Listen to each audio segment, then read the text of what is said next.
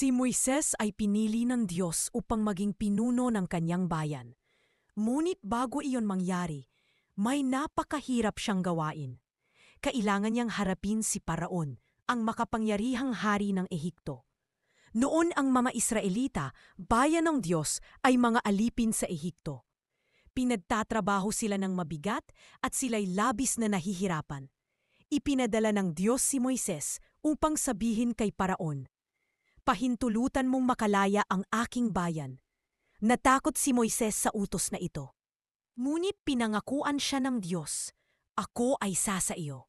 Bilang tanda, nagbigay ang Diyos ng himala. Kasama ang kanyang kapatid na si Aaron, kumarap sila kay Paraon. Ibinagsak ni Aaron ang kanyang tungkod at ito'y naging ahas. Kahit gayahin ito ng mga salamangkero ng Ehipto, nilulon ng tungkod ni Aaron ang lahat ng kanila. Patunay na mas makapangyarihan ang Diyos. Isang dakilang himala. Ang kwentong ito'y paalala na kung namanalig tayo sa Diyos, maaari tayong maging matatag at matapang.